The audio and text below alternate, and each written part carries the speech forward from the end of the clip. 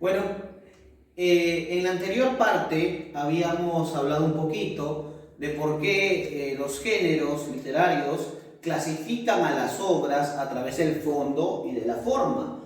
Habíamos dicho además que el fondo repercutía el tema y la forma hablaba de la estructura, ¿no es cierto? Además, dijimos que los géneros literarios se definían como agrupaciones de obras artísticas vinculadas por rasgos comunes. Y aquí habíamos hablado lógicamente de, ¿no es cierto?, que los rasgos comunes podrían ser los temas, podrían ser también, ¿no es cierto?, podrían ser también estructuras, también podrían ser características. Y habíamos hablado también de los géneros literarios clásicos, ¿no? También denominados aristotélicos porque fueron planteados por Aristóteles, ¿no es cierto?, en su obra La Poética en el siglo II. Habíamos dicho o habíamos también hablado que el género lírico era el género esencial o importante para Aristóteles porque él consideraba a la poesía como un evento coral, ¿no es cierto?, ya que la poesía no estaba desligado de la música, ¿no es cierto? Entonces por eso el género lírico y como tal. Ahora, el segundo género literario que clasifica, ¿no?, Aristóteles es el género épico, ¿correcto? ¿Y cuál es la diferencia entre el género épico y el género lírico? En que a pesar de que el género épico también va a utilizar verso, ¿no es cierto?, porque los cantos son versados, es importante recordar que el género épico lo que va a tratar de hacer es narrar hazañas.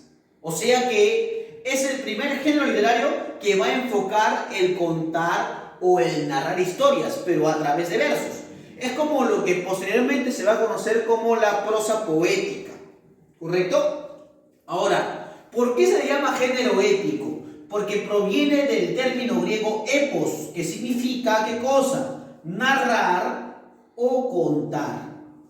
Por eso es que se va a clasificar los géneros literarios a través, ¿no es cierto?, del género lírico y el género épico, ¿no? Y además vamos a encontrar que cada género literario, cada especie literaria, perdón, ¿no es cierto?, va a estar ligado a un contexto histórico determinado. Por ejemplo, la primera especie épica es la epopeya. La epopeya, ¿no es cierto?, se va a caracterizar por narrar hazañas de un héroe y su pueblo, donde interviene la ayuda mítica. Hay que destacar además que esta especie épica se va a dar en la, ¿qué cosa?, en la edad antigua. Profesor, ¿y por qué la edad antigua? Porque si yo registro las características de la edad antigua, voy a encontrar que los habitantes de esa época eran teocéntricos. O sea que consideraban a Dios, ¿no es cierto?, como parte elemental de la vida cotidiana de los seres humanos o de los individuos. O sea que los dioses de alguna manera determinaban el destino de los hombres. Si por ejemplo tú has visto la película Furia de Titanes, ¿no es cierto?, te vas a dar cuenta que Perseo busca desligarse completamente de los dioses, ¿no?, y de alguna manera busca respaldar su identidad humana.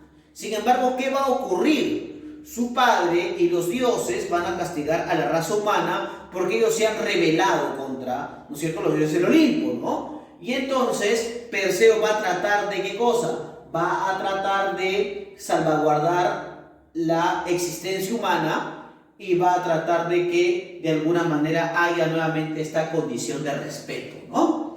Pero bueno, más allá de lo que estoy hablando, ¿no?, entonces la idea es que va a intervenir la ayuda mítica, o sea, la ayuda divina, ¿correcto? La ayuda divina, o sea, de los dioses, ¿no? Por ejemplo, ¿no?, vamos a encontrar acá obras como la Ilíada y la Odisea. En la Ilíada, por ejemplo, para dar un caso, ¿no?, ustedes saben que registra la guerra de Troya, ¿no? Pero en la Ilíada vamos a ver a Aquiles. ¿Y sabes a qué dios vamos a ver? Por ejemplo, vamos a ver a Apolo. Ahí está. ¿Te das cuenta? O sea, siempre hay un semidios y un dios. O hay un hombre o hay un dios. Siempre hay intervención divina. Por ejemplo, en la Odisea vamos a encontrar a Ulises o a Odiseo y vamos a encontrar, por ejemplo, a Poseidón. ¿Correcto? A Poseidón. O sea que esas historias están, ¿no es cierto?, creadas o destinadas de alguna manera a contar las hazañas de un héroe, ¿no es cierto?, y su pueblo, pero donde interviene la ayuda mítica. Por ejemplo, Aquiles griego, ¿no es cierto? Trata de que los griegos ganen la guerra de Troya, ¿no? Porque el destino de Aquiles no es, no es ser inmortal, ¿no?, como un semidios, sino que la gente lo recuerde como un glorioso guerrero. Ulises, por ejemplo, ¿cuál era su destino? Retornar a su tierra Ítaca, ¿no es cierto? Eso es lo que él quiere. Pero Poseidón es quien se lo va a impedir, ¿no? En este caso. O sea, siempre hay una intervención mítica. Esa es la epopeya. Por eso, por ejemplo, Homero es el máximo exponente de la literatura épica de la Edad Antigua, ¿no? Porque él es el creador de las epopeyas. ¿Correcto?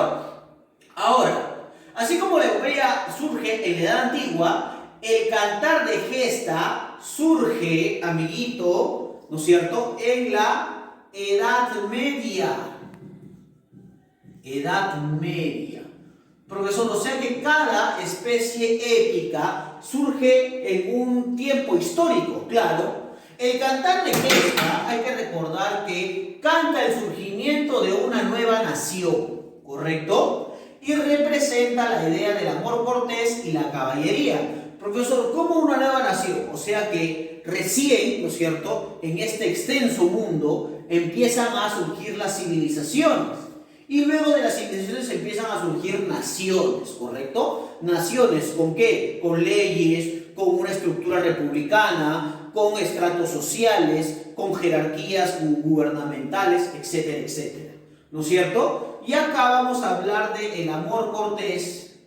El amor cortés no es otra cosa que ese amor que destinan los caballeros, ¿no es cierto?, hacia una damisela, ¿no? Y la caballería, que no es otra cosa que defender el escudo de la nación, el escudo que ellos portan, ¿no? Acá como ejemplo vamos a encontrar al cantar del Mío Cid, que es el poema épico, ¿no es cierto?, español. Ahora, una cualidad importante es que en la Edad Media surge este tipo de especie épica, pero hay que considerar que porque surge en la Edad Media es que los autores, ¿no es cierto?, no tienen un nombre definido, son anónimos.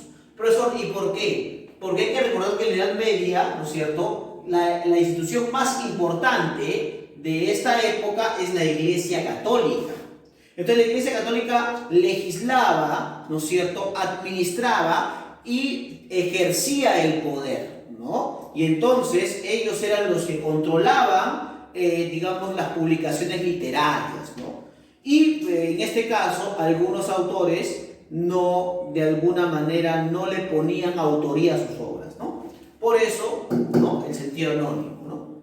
Y los poemas épicos. Los poemas épicos se van a caracterizar por tener un lenguaje elevado. Además, hay que recordar que si la epopeya aparece en la Edad Antigua y el cantar de gesta aparece en la Edad Media, los poemas épicos van a aparecer en la edad moderna.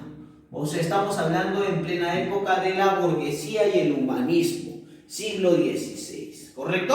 Acá vamos a encontrar, por ejemplo, ¿no? Vamos a encontrar a Elogio a la locura de Erasmo de Rotterdam, ¿no? Donde Rotterdam lo que manifiesta es que de alguna manera la primera impostura para el humanismo no es otra cosa que la ilustración, ¿no? Y que el sistema que capitaliza el conocimiento es la burguesía como tal, porque hay que recordar que la burguesía lo que permitía a los artistas era seguir en su actividad, ya que ellos suministraban económicamente un dinero, ¿no?, a estos dignos representantes de esa época, que eran los artistas. Ellos de alguna manera le daban dinero a los artistas para que sigan con su actividad. Eso es el mecenazgo, ¿no es cierto? Entonces, hay que recordar, y acá con esto, ¿no es cierto?, cerramos esta parte, que quiere decir que el género épico va a representar dentro de sus imposturas, ¿no es cierto?, a las especies epopeya, cantar de gesta y poema épico, y cada especie surge en una edad determinada. Es acompañada por una necesidad histórica. Edad antigua, epopeya; edad media, cantar de gesta; y edad moderna, los poemas épicos.